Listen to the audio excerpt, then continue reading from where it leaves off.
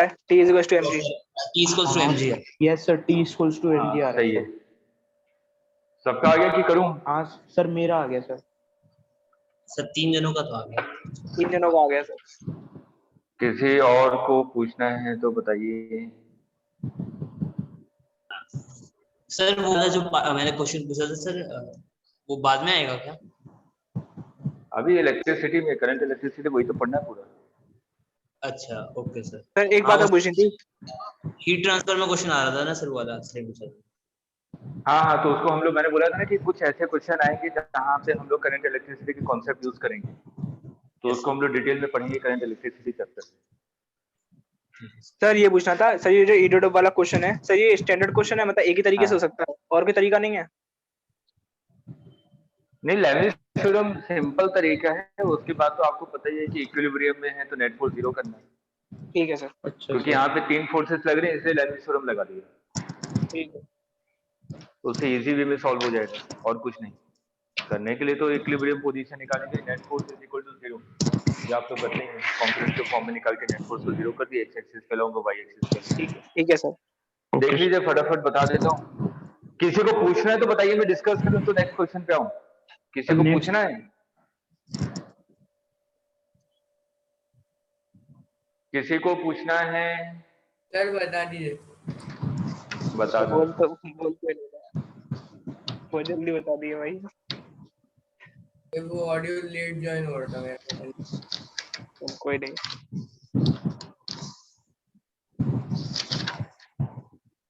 Divyanshi Ishita video on करके बैठी है।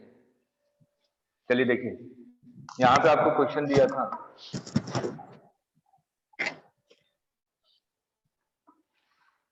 ये एल लेंथ था, ये वॉल है, यहाँ पे क्यू चार्ज है। इक्विलिब्रियम में आपने कहा कि ये स्ट्रिंग यहाँ पे आ जाएगी, इसका मास m है, चार्ज q है, इस पे टेंशन T होगा, नीचे की तरफ mg होगा। कुछ ऐसे ही बनेगा ना? Yes sir. Yes sir. अब देखिए, तो एक बार में नहीं आते, एक एक करके करना पड़ता। हाँ चलिए देखिए, अब यहाँ पे हम लोग, आपने कहा कि इक्विलिब्रियम पोजीशन पे किसी थीटा एंगल पे आ गया, ये दोनों लेंथ आपकी इक्वल है, इसका मतलब ये भी अगर x होगा तो ये भी x होगा। ठीक है, इस वाले पे जो फोर्स लग रहा है, mg लग रहा होगा, t लग रहा होगा, एक आपका fe, ये लगेगा ना इक्विलिब्रियम पोजीशन पे। तो आपने कहा कि अगर कोई भी पॉइंट चार्ज या सिंपल कोई भी मास अगर आपके इक्विलिब्रियम पोजीशन पे है और उस पे 3 फोर्सेस एक्ट कर रही हैं, तो वहां पे हम लोग लेविस थ्योरम डायरेक्ट अप्लाई कर सकते हैं। ठीक, अब देखिए लेविस थ्योरम के लिए क्या होता है, F1 upon sin alpha is equal to F2 upon sin beta is equal to F3 upon sin gamma. ठीक है, तो यहाँ पे हमें हर एक के बीच में एंगल निकालना है, बस मेन मोटो ये है कि हर एक के बीच में हम लोग एंगल निकाल लें। अगर मैं इस वाले ट्रायंगल में एक रिलेशन निकाल लूं, कितना हो जाएगा, theta is equal to 180 minus 2x। Yes sir. ठीक है, theta plus 2x is equal to 180 degree, तो theta is equal to 180 minus 2x। अब इसको थोड़ा सा आपने एक्सटेंड किया, अगर ये x है तो ये भी x होगा। Yes sir. ठीक, ये वाला एंगल कितना हो जाएगा, 180 माइनस x, ये टोटल एंगल 180 डिग्री है, तो ये वाला एंगल कितना हो जाएगा, 180 माइनस x। अगर ये 180 माइनस x है तो इसका वर्टिकली अपोजिट एंगल ये भी 180 माइनस x होगा। Yes sir. अब देखिए ये वाला एंगल कितना होगा, ये कैसे निकालेंगे? सर ये पूरा 180 माइनस, सर ये पूरा 180 माइनस x होगा ना? कौन सा सर ये जो आपने 180 माइनस x लिया है, ये है ना, ये पूरा 180 है ना, ये पूरा 180 है, तो ये वाला एंगल x है, तो ये वाला एंगल 180 माइनस x होगा। हाँ सर ये तो क्लियर है सर, इसके नीचे वाला बोल रहा हूँ जो आपने 180 माइनस x जो लिया है सर, वो पूरा होगा ना डॉट डॉट लाइन के बीच में, वर्टिकली अपोजिट एंगल्स। अच्छा ये वाली लाइन, हाँ सॉरी ये होगा, ये वाला। यस। ठीक है, ये आपका पूरा 180 माइनस x होगा। ये वाला एंगल कितना होगा? लगा देंगे सर 360 वाला सर, सम ऑफ 1। सर इसको ऐसे कर सकते हैं सर, ये जो आपने जो लाइन बनाई है ना अभी सबसे छोटी वाली लाइन, मतलब एंगल सर वो थीटा के बराबर होगा, कॉरेस्पॉन्डिंग एंगल्स। तो सर थीटा में बताइए 180 माइनस 2x है, तो दोनों को वहीं से आ जाएगा। तो हाँ तो ये वाला 180 बताइए कितना Yes, है? sir. तो 180 ये माइनस कितना 2x है? Plus x 180 minus x 180 minus 6। Yes, sir. बस लॉ लगा दीजिए। t डिवाइडेड बाई इसके अपोजिट वाला एंगल यही होगा। sin 180 माइनस 180 x minus कितना हो जाएगा? sin x। sin x. mg divided by mg के अपोजिट कौन सा ये वाला? Hmm. sin sin 180 x minus x sin x। sin x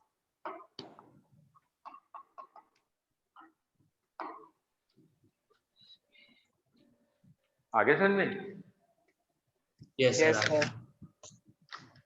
clear है? t is equal to mg आ गया। नोट कीजिए फिर नेक्स्ट क्वेश्चन।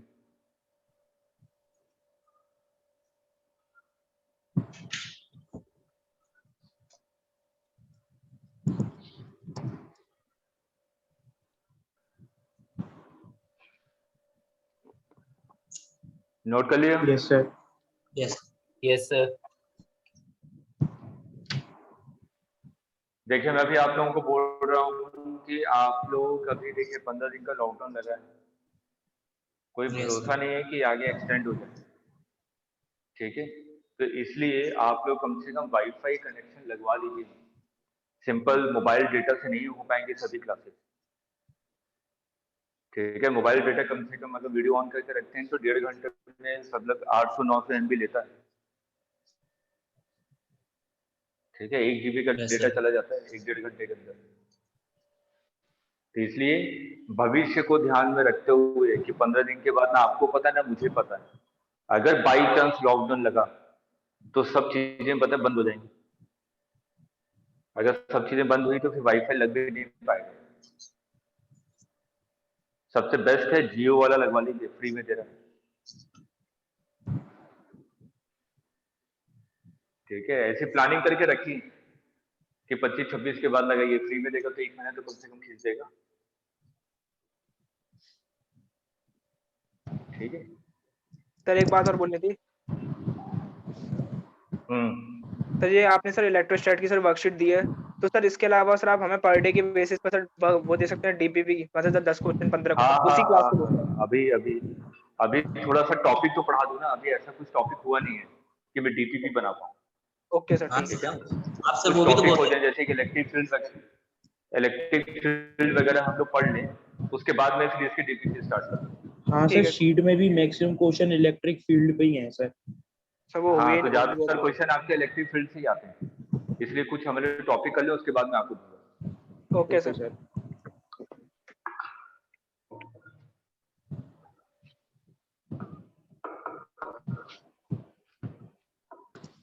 एक स्ट्रिंग है, ये क्यू चार्ज है, इसमें भी क्यू चार्ज है और इसका मास m है, और इस स्ट्रिंग की लेंथ कितनी है r।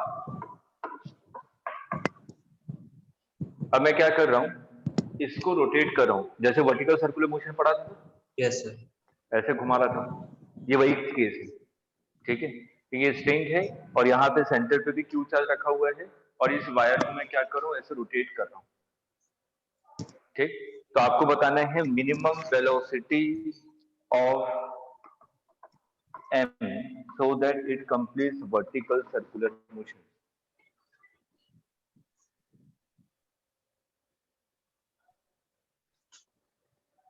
कीजिए जल्दी से, ट्राई कीजिए।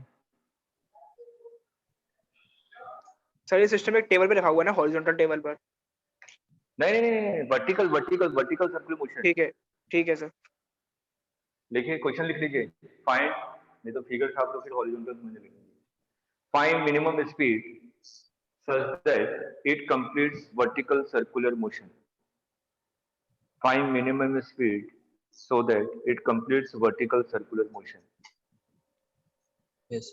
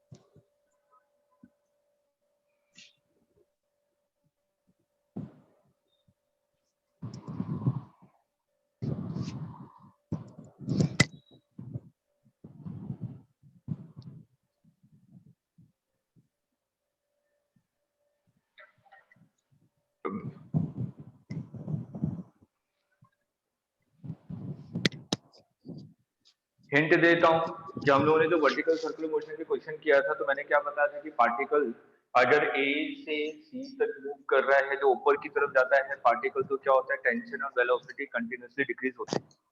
अगर पार्टिकल को वर्टिकल सर्कुलर मोशन करना है, तो हर एक पॉइंट पे जो टेंशन होना चाहिए, क्या होना चाहिए, ग्रेटर देन 0।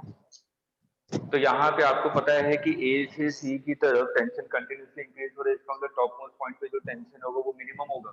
अगर मिनिमम टेंशन की value greater than equal to 0 होगी, इसका मतलब पार्टिकल पूरा कंप्लीट वर्टिकल सर्कुलर मोशन करेगा। बस यही कॉन्सेप्ट लगाना है आपको।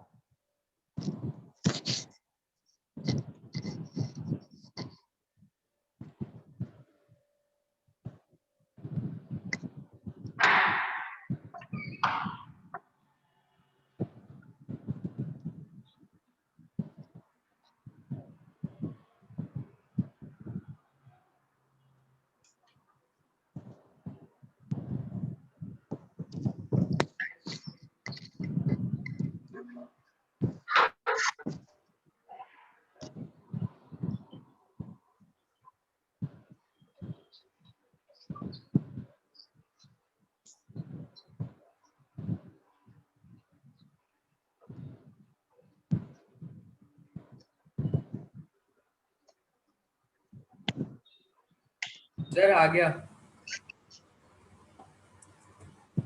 सर। क्या आ रहा है? Sir 5 mg r square plus k q square upon में एम आर,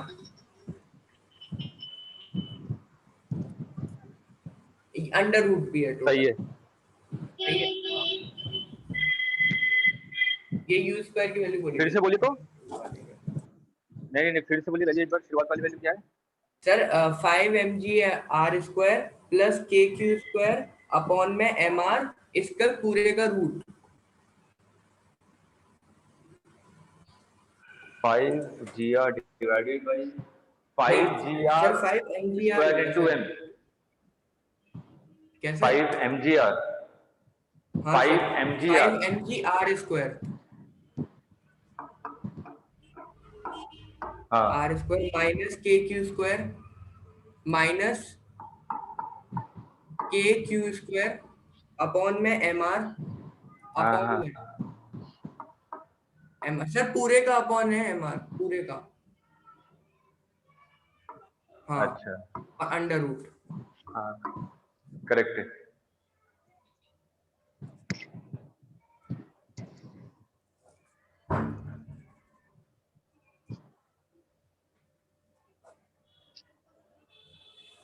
सर ये तो उसी कंसेप्ट से आ गया पुराने वाले से। हाँ सेम कॉन्सेप्ट से ही आएगा, इजी है। बस टेंशन की जगह वो इलेक्ट्रोस्टैटिक फोर्स आ जाएगा।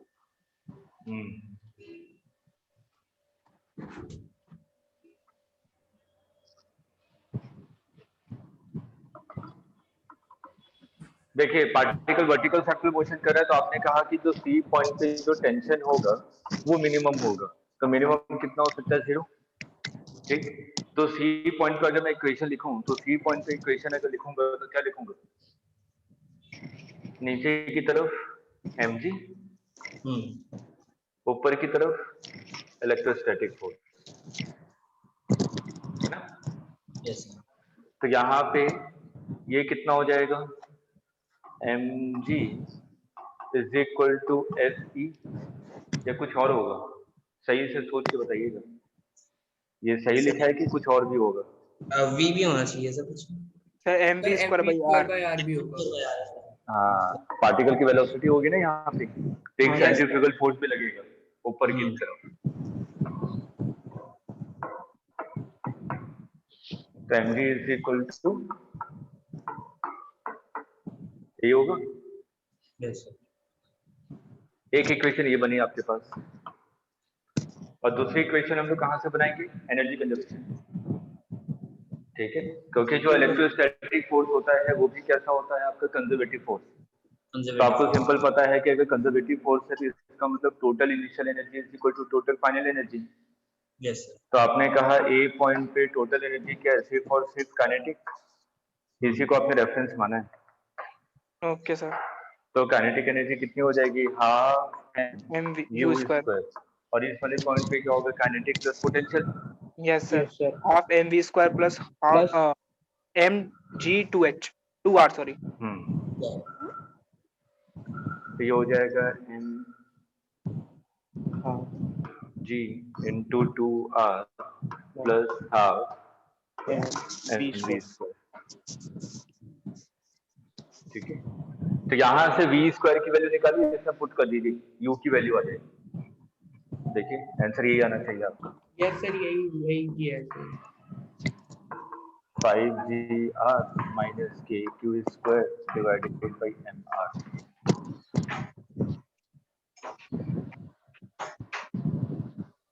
पहले वाले में से v स्क्वायर की वैल्यू निकालिए, सेकंड में पुट कर दीजिए, या सेकंड वाले में से निकालिए, पहले में पुट कर दीजिए।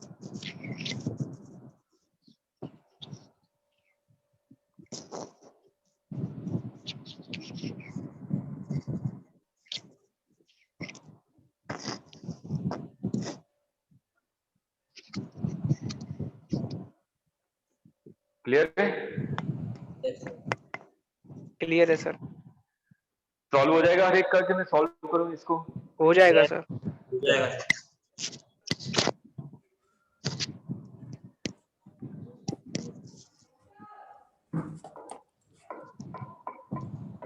Vector form of Coulomb's law.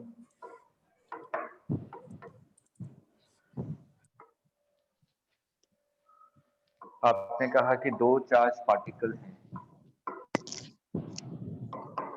एक है Q1 और एक है Q2। इसका पोजीशन वेक्टर है R1 और इसका पोजीशन वेक्टर है R2। मेरे को क्या करना है, Q2 चार्ज पे फोर्स निकालना है। तो अगर मैं Q2 चार्ज पे फोर्स निकालूं तो फोर्स का डायरेक्शन तो यही होगा, force on 2 due to 1। yes sir तो आपने कहा कि ये R वेक्टर है, तो अगर यहाँ पे ध्यान से देखिए, वेक्टर लॉ ऑफ एडिशन लगाएंगे, तो क्या लिखेंगे, R1 plus R is equal to R2। Yes, sir. yes sir R1 plus R is equal to R2। तो यहाँ से R वेक्टर आ जाएगा R2 माइनस R1 वेक्टर। अब बिल्कुल बेसिक मैथ्स को याद कीजिए जो हम लोगों ने वेक्टर में पढ़ा था। वेक्टर में अगर मेरे को किसी भी वेक्टर को रिप्रेजेंट करना है, जैसे कि मैंने कहा कि A वेक्टर है, तो मैं इसको क्या लिखूंगा, वेक्टर का मैग्नीट्यूड उसका यूनिट इनटू उसका यूनिट वेक्टर। yes sir ठीक है, उसी तरीके से अगर मैं यहाँ पे ध्यान से देखूं कि जो R वेक्टर का डायरेक्शन है वही फोर्स का डायरेक्शन है। यस yes sir ठीक, तो मेरे को फोर्स का मैग्नीट्यूड पता है, तो फोर्स का जो मैग्नीट्यूड है वो कितना है, k q1 q2 k q1 q2 divided by r square. ये फोर्स का मैग्नीट्यूड है ना। yes sir अगर मेरे को वेक्टर फॉर्म में लिखना है तो इसको मैं क्या करूंगा, ये जो वेक्टर, ये जो मैग्नीट्यूड है इसको यूनिट वेक्टर से मल्टीप्लाई करूंगा, तो जो डायरेक्शन r का है वही डायरेक्शन क्या होगा, फोर्स का।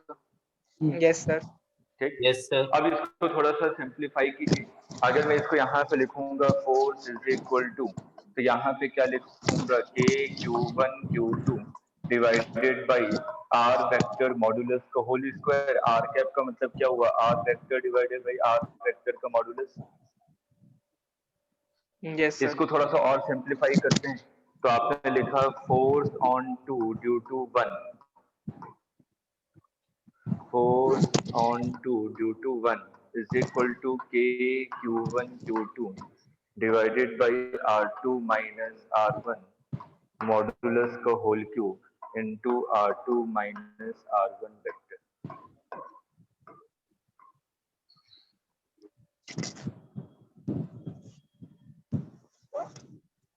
इधर ध्यान में रखने वाली क्या बात है कि r वेक्टर का जो हेड है, r वेक्टर का जो हेड है वो कहाँ होगा, जिस पॉइंट पे आपको फोर्स निकालना है।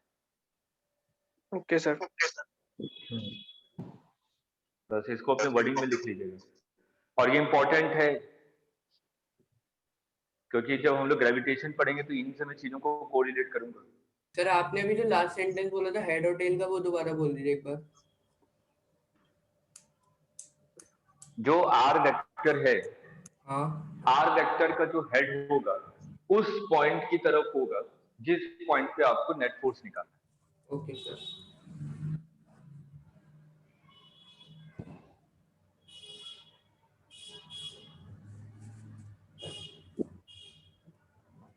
और R2 वेक्टर का मतलब क्या हुआ?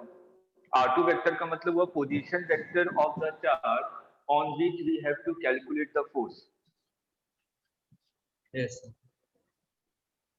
और R1 वेक्टर का मतलब क्या हुआ? Position vector of charge by which we have to calculate the force.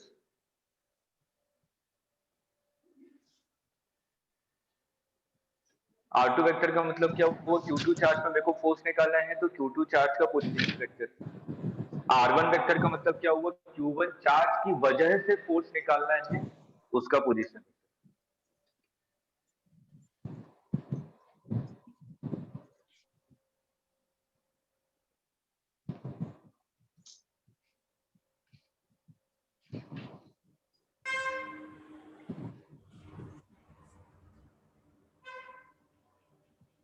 Clear है? क्लियर है सर। इसमें एक इंपॉर्टेंट पॉइंट और कि यहाँ पे जब हम लोगों ने फोर्स इज इक्वल टू के Q1 Q2 divided by r square लिखा था, जो अभी तक हम लोग क्वेश्चन करते आ रहे थे, उसमें हम लोग Q1 Q2 हमेशा क्या ले रहे थे? प्लस। ठीक है, और डायरेक्शन हम लोग फिगर में दिखा रहे थे कि डायरेक्शन कहाँ आ रहा है। ठीक, लेकिन जब वेक्टर फॉर्म में रिप्रेजेंट करते हैं तो Q1 Q2 को हम लोग विद साइन पुट करेंगे। Okay sir. अगर पॉजिटिव चार्ज होगा तो पॉजिटिव, अगर नेगेटिव है तो नेगेटिव।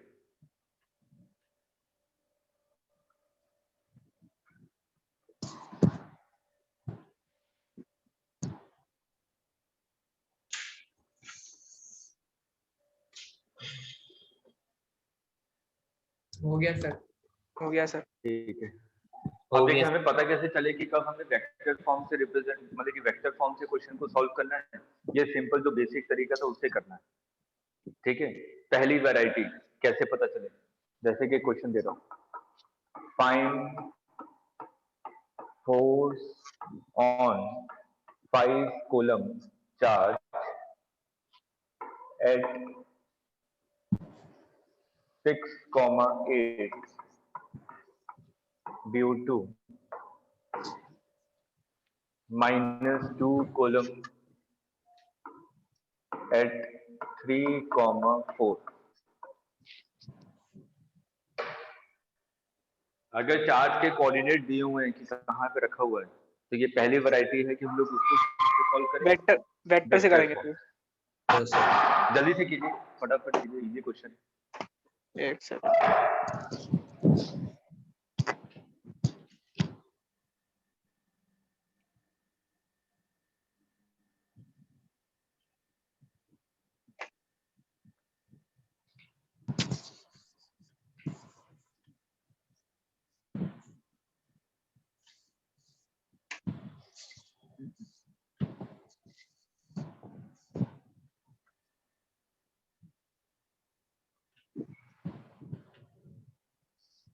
यस सर, आगे।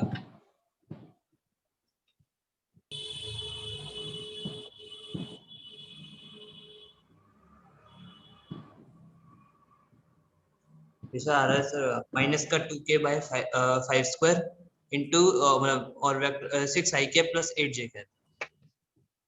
ऐसा कुछ। सबसे पहले अगर मैं R1 वेक्टर के बारे में बात करूं, R1 वेक्टर का मतलब क्या था? जिसके कारण निकालना है। किसके कारण निकालना है? 3, इसका पोजीशन वेक्टर क्या हो जाएगा? 3ik plus 4j। Yes sir. R2 vector जिस पे निकालना है 5 कूलम पे, तो 6ik plus 8j। Yes sir. तो R वेक्टर क्या हो जाएगा आपका? R2 minus R1। R2 minus R1 मतलब कि 3ik प्लस 4j। और इसका मैग्नीट्यूड कितना हो जाएगा? 3 स्क्वायर प्लस 4 स्क्वायर मतलब कि 5। तो बस फोर्स लिख दीजिए। फोर्स इज इक्वल टू क्या हो जाएगा? k Q1 माइनस का 10k divided by R cube 125 into 3ik plus 4j।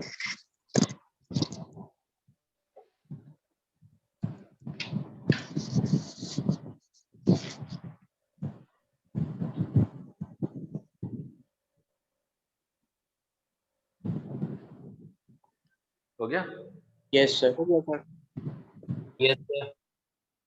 Sir एक बात ये पूछनी थी सर, यहाँ पे जो नेगेटिव साइन इंडिकेट कर रहा है सर, उसकी उससे हम क्या क्या प्रेडिक्ट कर रहे हैं? अगर सर मेरे को उसको ग्राफ पे रिप्रेजेंट करूंगा तो कैसे करूंगा मतलब? ये अट्रैक्शन हो रहा है। सर ठीक है। वेक्टर फॉर्म में अगर फोर्स नेगेटिव में आ रहा है इसका मतलब अट्रैक्शन हो रहा है, अगर पॉजिटिव में आ रहा है इसका मतलब रिपल्शन हो रहा है। ओके सर, क्लियर है। सेकेंड वैरायटी, क्या क्या 3 डायमेंशनल फिगर बन रहा हो, ठीक है। ये जो क्वेश्चन है आपके ओलंपियाड में आया था, फिजिक्स ओलंपियाड में। एक आपका स्क्वायर पिरामिड है, स्क्वायर पिरामिड पता है ना? पता है सर। बताए सर। ये क्यू चार्ज, ये स्क्वायर पिरामिड। इस स्क्वायर पिरामिड यहाँ से सेंटर से इसकी जो वर्टिकल हाइट है वो कितनी है? स्मॉल ए। और इस स्क्वायर बेस की साइड कितनी है? √2a।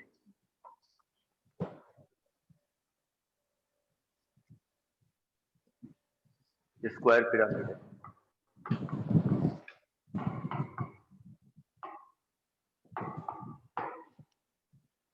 इस वाले चार्ट पे हर एक वर्टेक्स पे क्यू चार्ज रखा हुआ है।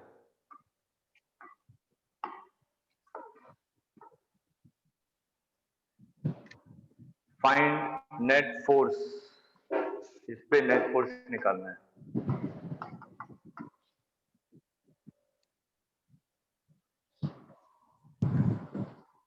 अच्छा क्वेश्चन है।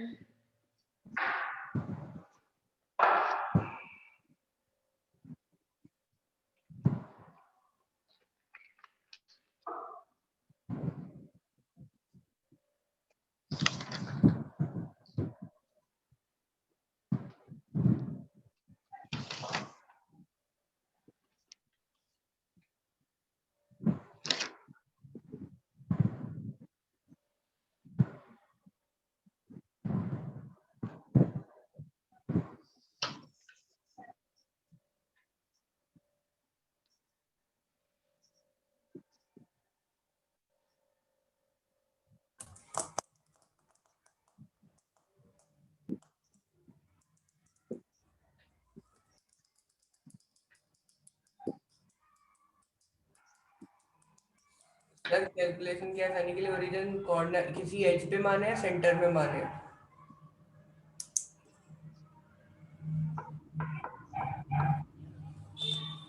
ये बेस्ट है, ठीक है सर। सर मैंने सर एक उसको ले लिया क्यू को किसी भी इस पर, उससे डिफिकल्ट हो जाएगा। हाँ, अच्छा ठीक है।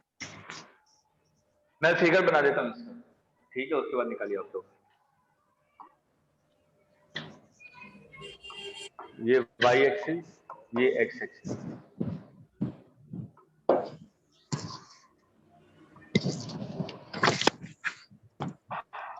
ये स्क्वायर है जिसकी साइड कितनी है? √2a।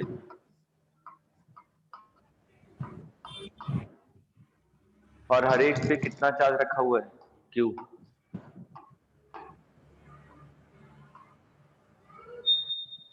तो जो पांचवा चार्ज है वो कहाँ पे है? सेंटर पे, ओरिजिन पे। नहीं नहीं नहीं नहीं, सर मतलब ओरिजिन से थोड़ा सा ऊपर। ये यहाँ पे, हाँ सर। ठीक है, ये ओरिजिन है, इसके ऊपर ए डिस्टेंस। तो इस पे आपको नेट फोर्स निकालना है। अब कीजिए।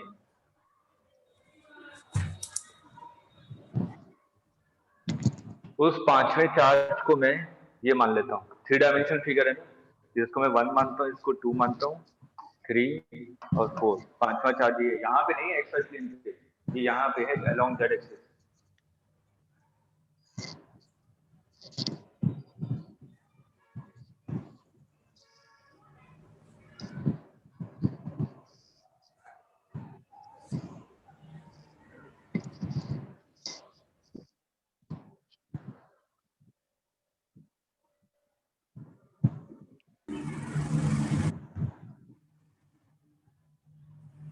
वैसे ये सब्जेक्टिव का क्वेश्चन है।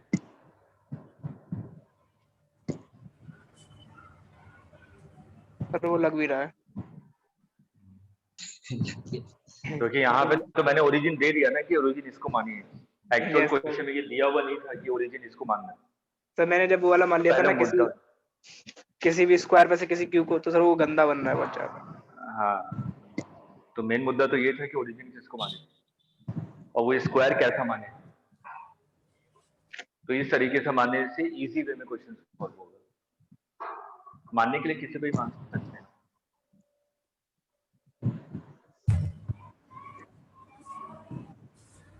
सर अब तो हो गया सर एक्चुअली।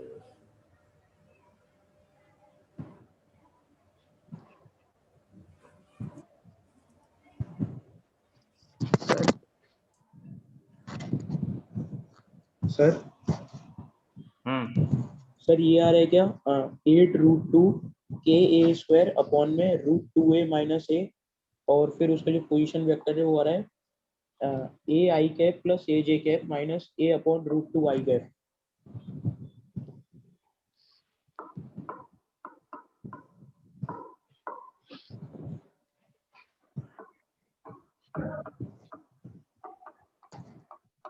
ये है फाइनल आंसर, याद रखिए ठीक है।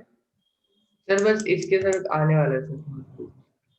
हाँ, ट्राई कीजिए, उसके बाद मैं बता दूँ।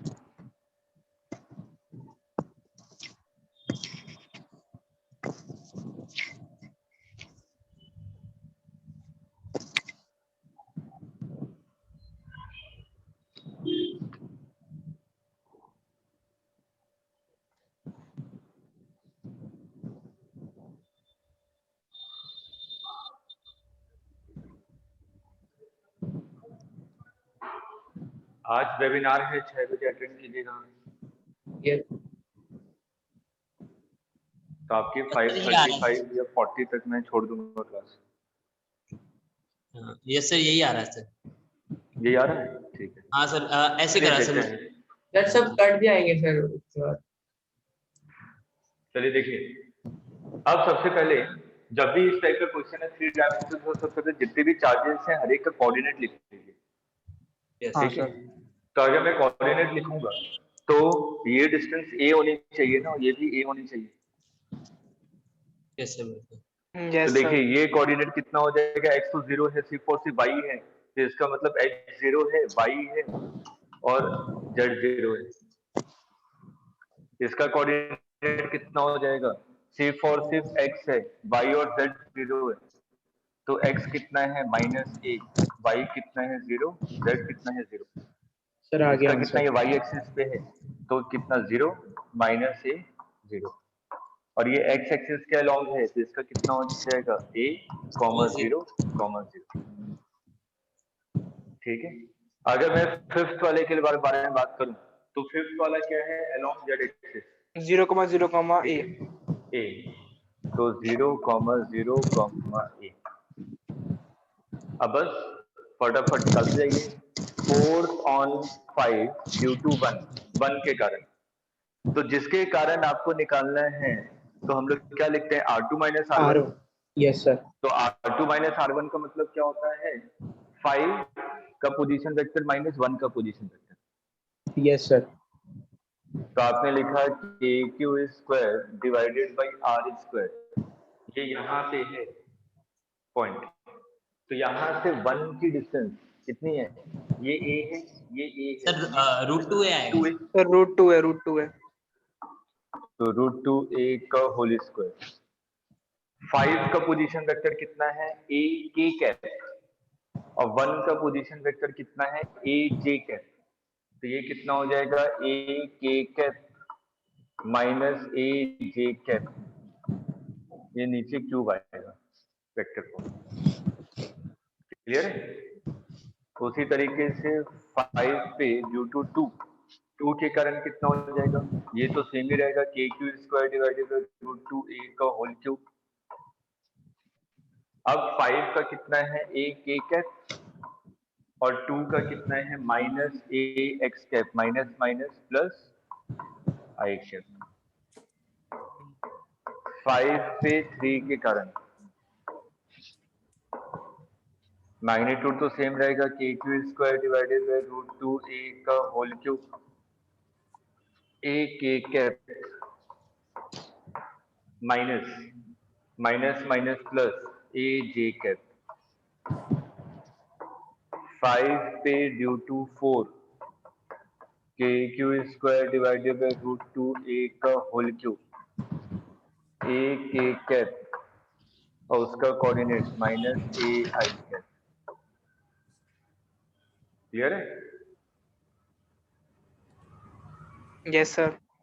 यस हर एक को ऐड कर दीजिए। नेट फोर्स है तुम, लेकिन नेट को डायरेक्ट ऐड कर देना है। हर एक को ऐड करेंगे तो ये वाला कैंसिल हो जाएगा, ए के कैप बचेगा। सर वैसे इसमें के वाला कोऑर्डिनेट बाद में आएगा ना, क्योंकि सर जो कन्वेंशनली लिखना चाहें तो, क्योंकि सर आपने बताया था जो फोर्स लगाता है वो पहले लिखते हैं, जैसे आपने ऊपर वाले में ए जे कैप बाद में लिखा है। R2 वेक्टर का मतलब क्या होता है? जिससे फोर्स निकालना है, फाइव वाले से फोर्स निकालना है। हाँ सर। हाँ तो सर R2 माइनस R1 होता है ना। हाँ सही है सर, हाँ, सही तो है, R2 माइनस सही है, लिखना है। क्लियर है? क्लियर है Yes, sir. sir. Sir answer का फिर से लिख दीजिए, क्या है? आंसर था आपका रूट 2 के q square divided by A square into के कैप। एक क्यूब आएगा ना सर? अरे कैंसिल हो जाएगा ना, एक ए तो कैंसिल हो जाएगा। So, अच्छा yes, sir. हाँ ठीक है सर, क्लियर है। सर मैंने ऐसे कर दिया था, जैसे कहते हैं वो हमने जो इनके बीच में जो एंगल बनेगा सर वो 45 डिग्री का बनेगा, तो उसका साइन कंपोनेंट लेकर मैंने के वो सही है सर तरीका? हाँ वो भी सही। नोट कर लिया? हाँ हो सर। गया सर। Yes sir.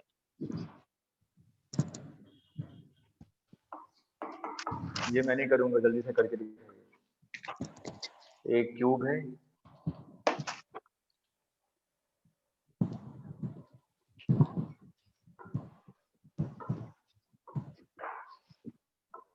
हर एक वर्टेक्स पे क्यू चार्ज रखा हुआ है।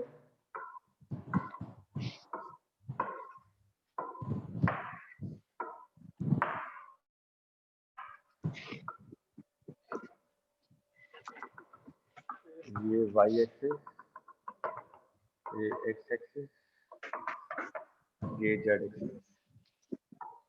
क्यूब, इसका साइड आपको दिया हुआ है 1 मीटर। तो आपको इस पे नेट फोर्स निकालना है। नेमिंग कर देता हूँ, 1 2 3 4 5 6 7 8। थर्ड वाले पे नेट फोर्स निकालना है। 3 पे नेट फोर्स कितना है? सेम तरीका, सबसे पहले हर एक पॉइंट का कोऑर्डिनेट लिखिए, तो उसके बाद निकालते जाइए हर एक की वजह से।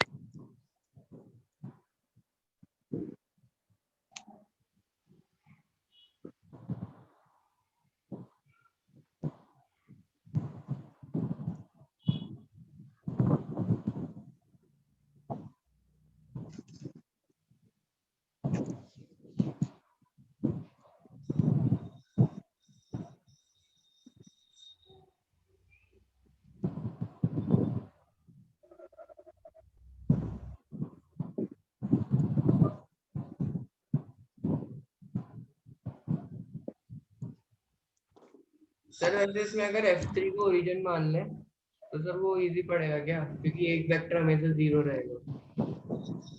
क्या क्या F3 को क्या कर लें? सर 3 पॉइंट पे फोर्स निकालना है ना, तो सर अगर उसी को हाँ। ओरिजिन मान लें तो फिर सर हर केस में एक वेक्टर अरे ये फिगर दिया हुआ है। क्या? अच्छा ओरिजिन दिया हुआ है। ये हाँ हाँ ठीक है सर।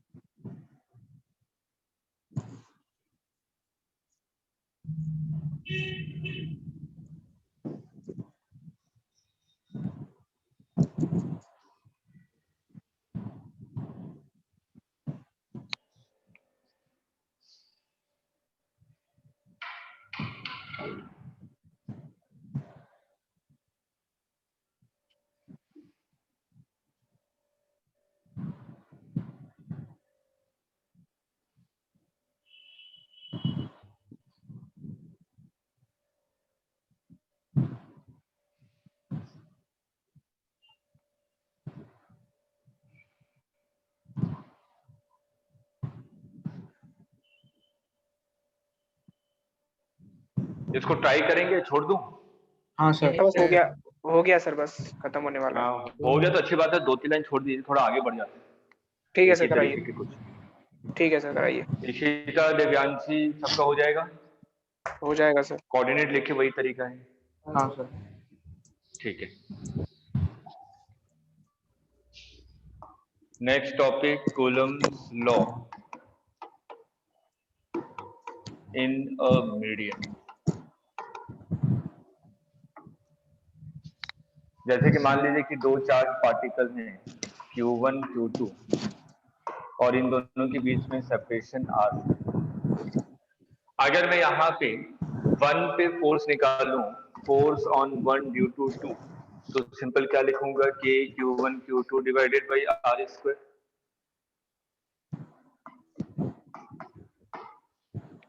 यही होगा। Yes sir. और इसका डायरेक्शन क्या होगा? ये होगा फोर्स ऑन 1 ड्यू टू 2। तो इसको थोड़ा सिंप्लीफाई करके लिखते हैं 1/4 pi epsilon naught Q1 Q2 divided by R square. ठीक, अब स्टेप बाय स्टेप समझिएगा। अब मैंने क्या किया, सिर्फ किसी मीडियम में लेके जा रहा हूं, ठीक है, वो मीडियम कुछ भी हो सकता है, लेकिन सिर्फ सिंप्लीफिकेशन समझने के लिए मैंने मीडियम कैसा मान लिया है? पानी। ठीक है, ताकि एनालिसिस मेरी आसान हो सके। ठीक, तो मैंने कहा कि अगर ये दोनों Q1 Q2 चार्जेस दोनों के दोनों क्या हैं? R डिस्टेंस पे रखे हुए हैं, ये एयर में, एयर में जो हमारे फोर्स का मैग्नीट्यूड आएगा वो ये आएगा। आगे मैंने कहा कि अगर यही सिस्टम को, इस सिस्टम को अगर मैं पानी में डाल दूं तो फोर्स पे क्या फर्क पड़ेगा? ठीक, तो आपने कहा कि मैंने सबसे पहले Q1 चार्ज को पानी में डाला, कि अगर मैं Q1 चार्ज को पानी में डालूंगा तो आपको पता है कि जो पानी होता है वो क्या होता है? बाइपोलर्स होते हैं ना, पॉजिटिव और नेगेटिव दोनों होता है उसमें, H+O-। ठीक है, यस सर। तो आपने कहा कि जैसे मैंने Q1 चार्ज को इसके अंदर डाला तो Q1 क्योंकि पॉजिटिव है, इसके चारों तरफ क्या आ जाएंगे? Negative charges. यस ये Q1 पे चारों तरफ नेगेटिव चार्जेस आ गए। अब आपने क्या किया, Q2 चार्ज को यहाँ पे रखा। अब मैं Q2 चार्ज को यहाँ पे रखूंगा तो इसका नेचर क्या है? पॉजिटिव। तो ये नेगेटिव वाले को क्या करेगा? अपनी तरफ अट्रैक्ट करेगा। अगर अट्रैक्ट करेगा तो आपने कहा कि जो नेगेटिव की डेंसिटी है वो राइट डायरेक्शन में ज्यादा होगी।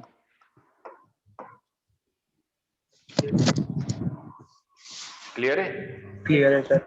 तो जो नेगेटिव चार्ज की जो डेंसिटी है वो राइट डायरेक्शन में ज्यादा हो जाएगी। ठीक, अब सिर्फ और सिर्फ Q1 Q2 के कारण, Q2 के कारण जो इस पे फोर्स लग रहा था वो इस डायरेक्शन में लग रहा था और उसकी वैल्यू थी कि Q1 Q2 divided by R square. अब मैं अगर सिर्फ Q1 के चारों तरफ नेगेटिव चार्जेस को देखूं तो क्या मैं ऐसा कह सकता हूं कि Q1 के राइट हैंड साइड में नेगेटिव इक्विवेलेंट चार्ज है? Yes sir. क्योंकि नेगेटिव चार्ज की डेंसिटी कहां पे ज्यादा है? राइट डायरेक्शन में ना। डायरेक्शन में सर। तो मैंने कहा कि जो रिजल्टेंट नेगेटिव चार्ज है वो कहां पे है? Q1 के लेफ्ट हैंड साइड में, सॉरी राइट हैंड साइड में। Yes sir, clear. Yes sir. ठीक है, तो मैंने कहा ये जो नेगेटिव चार्ज आया ये किसके कारण आया? इंडक्शन के कारण, यस सर, वाटर के कारण। इंड्यूस्ड चार्ज, ठीक है, क्योंकि Q1 का नेचर कैसा था, पॉजिटिव था, कि इसने अपने नेचर के हिसाब से क्या किया, नेगेटिव चार्ज को अपने आसपास ले आया। लेकिन Q2 का नेचर भी पॉजिटिव है, तो इसने क्या किया, नेगेटिव चार्ज को अपनी तरफ अट्रैक्ट किया। तो आपने कहा कि Q1 के राइट हैंड साइड में नेगेटिव चार्ज की डेंसिटी ज्यादा हो जाएगी। Yes sir. तो आपने कहा कि इक्विवेलेंटली जो नेगेटिव चार्ज होगा Q1 के राइट हैंड साइड में होगा, ठीक। तो ये जो नेगेटिव चार्ज है वो Q1 को क्या करेगा, अपनी तरफ अट्रैक्ट करेगा। तो आपने कहा कि इस पे एक और फोर्स लगेगा due to induced charge Q1 पे। क्लियर है यहां तक बातें? सर ये इंड्यूस्ड फोर्स बता दीजिए। इंड्यूस्ड फोर्स से नेगेटिव चार्ज Q1 को अपनी तरफ अट्रैक्ट करेगा ना, अच्छा सर। नेगेटिव और पॉजिटिव के कारण। सर इंड्यूस चार्ज खाली राइट वाले को बोलेंगे ना? हाँ, ठीक है। तो अगर मैं यहाँ पे नेट फोर्स देखूं, अगर आपने नेट फोर्स देखा, तो जो एफ नेट की वैल्यू है वो कितना है, k Q1 Q2 divided by r square minus f induced. Yes sir. तो जो नेट फोर्स है वो क्या हुआ, इंक्रीज हुआ कि डिक्रीज हुआ? डिक्रीज हो गया सर। डिक्रीज हो गया। डिक्रीज हो गया ना। जब हाँ, yes, एयर में था तो जो हमारा नेट फोर्स था वो कितना था, के Q1 Q2 divided by r square. लेकिन जैसे ही उसको मैंने मीडियम में रखा तो नेट फोर्स का मैग्नीट्यूड क्या हो गया, डिक्रीज हो गया। Yes sir. ठीक है। तो हमने यहाँ पे कंक्लूजन निकाला कि अगर मैं सिस्टम को किसी भी मीडियम में रखता हूं तो जो नेट कोलम्बिक फोर्स है वो डिक्रीज हो जाता है, और जिस फैक्टर से डिक्रीज होता है उसको एक नया नाम मैंने दिया, relative permittivity of the medium. तो आपने कहा कि अब जो नेट फोर्स है वो कितना है, 1/4 pi epsilon naught Q1 Q2 divided by r square. ये तो एयर में था, ठीक। लेकिन जैसे ही इस सिस्टम को मैं मीडियम में ले गया तो आपने कहा कि जो नेट फोर्स है वो आपका डिक्रीज हो गया। तो मैंने कहा कि जो नेट फोर्स डिक्रीज हुआ वो कितने फैक्टर से डिक्रीज हुआ, एप्सिलॉन आर। Yes sir. इतने फैक्टर से डिक्रीज हो गया। तो ये जो एप्सिलॉन आर है इसी को हम लोग क्या कहते हैं, relative permittivity. Relative permittivity of medium.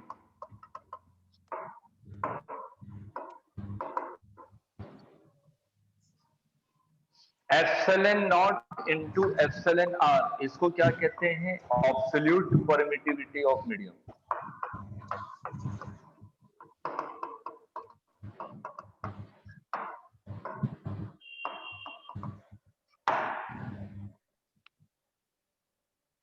Clear है यहां तक? Yes sir. Yes sir. चलिए नोट कर लीजिए, इसका एक्सप्लेनेशन अच्छे से लिखिएगा।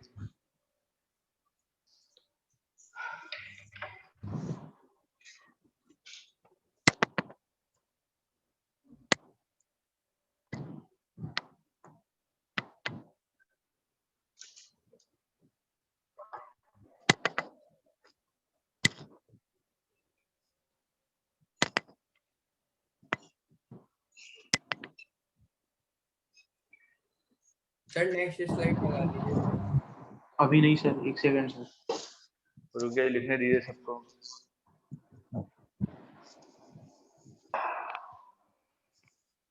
सर एक बात और पूछनी थी सर, वो जो इसमें जो वाटर में जो पॉजिटिव पार्टिकल्स होंगे सर, वो सर इसको रिपेल भी तो करेंगे, तो सर उनका भी तो कुछ लेंगे फोर्स। वो रिपेल करेंगे तो दूर चले जाएंगे ना। वो रिपेल करेंगे तो दूर चले जाएंगे। अगर ठीक है। पॉजिटिव नेगेटिव है तो नेगेटिव चार्जेस के पास में आ जाएंगे, पॉजिटिव चार्ज Q1 से दूर हो जाएंगे। तो आपको पता है कि जो फोर्स होता है वो क्या होता है, inversely proportional to r square. Yes sir. तो जो पॉजिटिव के कारण जो रिपल्शन फोर्स लगता होगा तो उसका मैग्नीट्यूड बहुत कम होगा, तो उसको अच्छा, हम ठीक है। नेगेटिव मानते हुए चलो। ठीक है सर। सर नेक्स्ट स्लाइड लगा दीजिए। तो जो मेन जो आ रहा है वो किसके कारण आ रहा है, नेगेटिव चार्ज के नेगेटिव कारण आ चार्ज की रहा है। तरफ। और सर जो नेगेटिव चार्ज पार्टिकल्स होंगे तो उसमें हम पॉजिटिव को ले लेंगे और नेगेटिव वाले जो negative charge particles in water होंगे वो नेग्लेक्ट कर दे लेंगे क्योंकि उनकी डिस्टेंस बहुत दूर होगी। हाँ, ये कॉन्सेप्ट मैंने सिर्फ समझाने के लिए बताया है। ठीक है सर। पानी में क्योंकि मेरे को H+OH- पता रहता है, इसलिए। ठीक है सर। ठीक है, इसको जनरलाइज कर दिया हर एक मीडियम के लिए, उसका फॉर्मूला ये रहा, किसी भी मीडियम के लिए नेट फोर्स। अच्छा सर, मतलब जो आपने इस चैप्टर के स्टार्टिंग में हमें लिखाया था एप्सिलॉन नॉट होता है परमिटिविटी कांस्टेंट, तो सर ये इसका मतलब यही था। Permittivity of free space, permittivity of free space लिखाया था। हाँ, और सर एयर में हमने रिलेटिव वैल्यू 1 मानी है। हाँ, वैक्यूम वाली। हाँ अच्छा, हाँ वही मतलब है।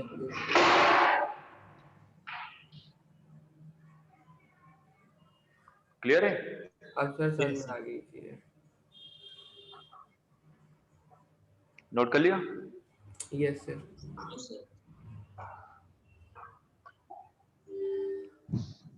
एक क्वेश्चन आपके मेंस में पूछा गया था इसी कॉन्सेप्ट से रिलेटेड, सिंपल सा क्वेश्चन था। ये कहा कि दो चार्ज पार्टिकल हैं, दोनों स्ट्रिंग की लेंथ सेम है, दोनों पे जो चार्ज है वो भी सेम है और दोनों का मास भी सेम है। ठीक है, तो जब ये इक्विलिब्रियम पोजीशन पे पहुंचेगा तो ये दोनों एंगल भी सेम होंगे, ऑलरेडी डिस्कस कर चुके हैं। तो आपसे कहा गया कि ये जो सिस्टम है ये इक्विलिब्रियम में है व्हेन थीटा इज 45 डिग्री, और ये सिस्टम कहाँ है? एयर में। ठीक है, तो अब आपसे क्वेश्चन पूछा गया कि अगर मैं इस सिस्टम को किसी मीडियम में रख दूं तो थीटा की वैल्यू इंक्रीज होगी, डिक्रीज होगी, या सेम रहेगा, या इनसफिशिएंट डेटा? सर सेम रहेगा।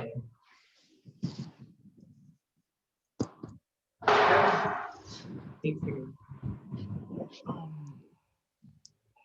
क्वेश्चन लिख लीजिए ठीक है। पहले।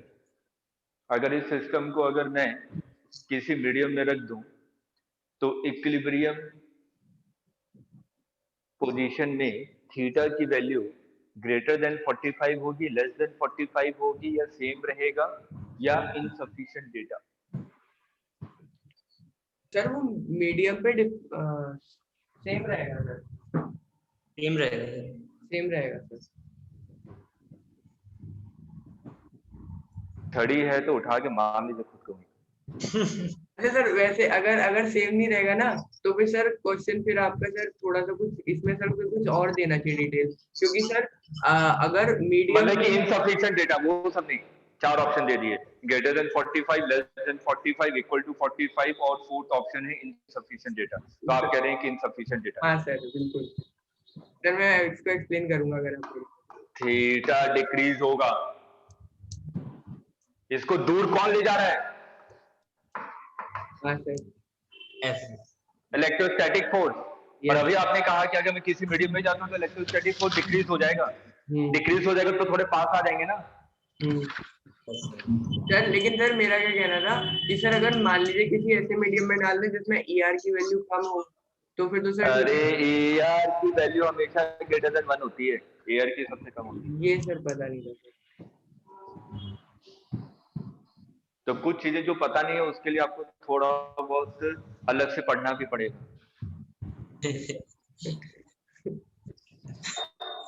ठीक है? ठीक है सर। नोट कर लीजिए, रीजन लिख लीजिए क्यों कम हो।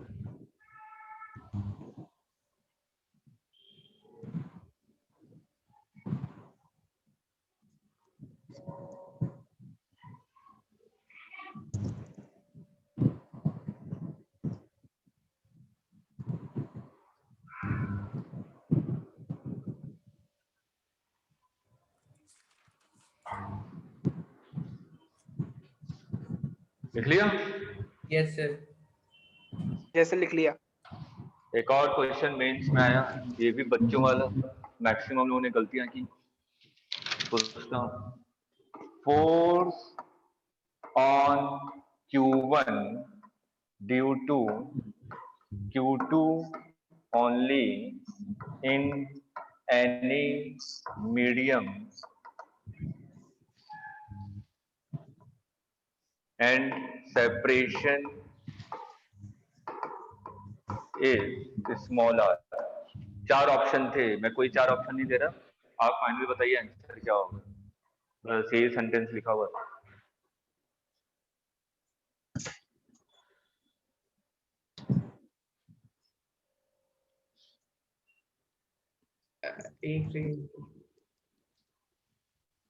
किसी भी मीडियम में फोर्स कितना होता है? 1/4 by epsilon naught epsilon r q1 q2 divided by r square। यही तो पूछा है। तो सर इसमें क्वेश्चन क्या हुआ?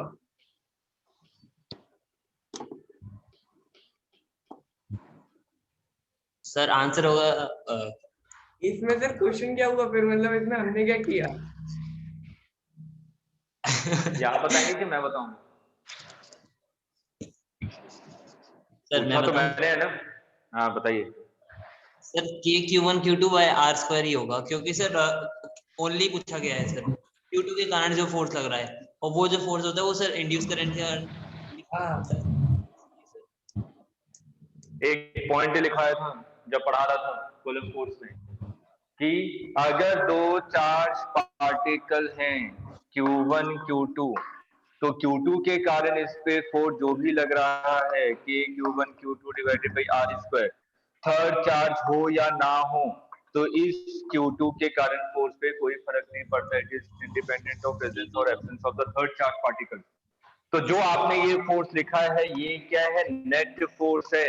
मेरे से नेट फोर्स नहीं पूछा गया, मेरे से पूछा गया है कि सिर्फ और सिर्फ Q2 के कारण कितना फोर्स लग रहा है। Q2 के कारण तो यही फोर्स लग रहा है। नेट फोर्स में इंड्यूस फोर्स आ जाता है। हाँ, एप्सिलॉन आर हट जाएगा। ER नहीं है, epsilon r. Okay sir, epsilon r. आ गया समझ में? आ गया सर। मुझे लगा आपने वो आंसर लिखा है, इसलिए सर मैं कंफ्यूज हो गया। मैंने ये आंसर ही लिखा था, तभी तो पूछा था कि यही होगा।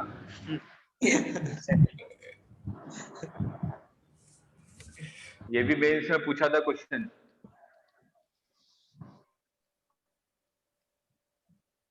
अच्छे क्वेश्चन। ठीक है, कंसेप्चुअल है और इजी क्वेश्चन है। आसान तो है, लेकिन अगर कॉन्सेप्ट नहीं पता होगा तो बता, हम लोग ये लिख के आ जाएंगे किसी भी मीडियम में।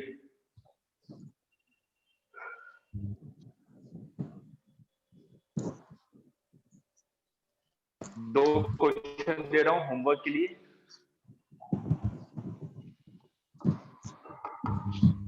एक आपका पॉइंट चार्ज है Q और एक रॉड है जिसकी लेंथ कितनी है L, और इस पे आपको दिया हुआ है लैम्डा कूलम्ब पर मीटर।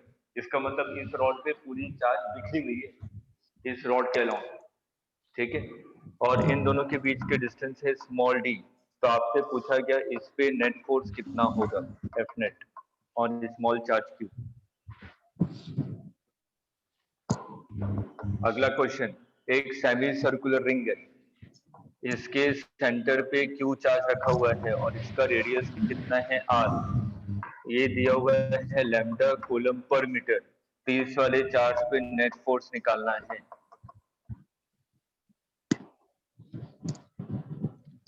क्लियर है क्वेश्चन? क्लियर है सर।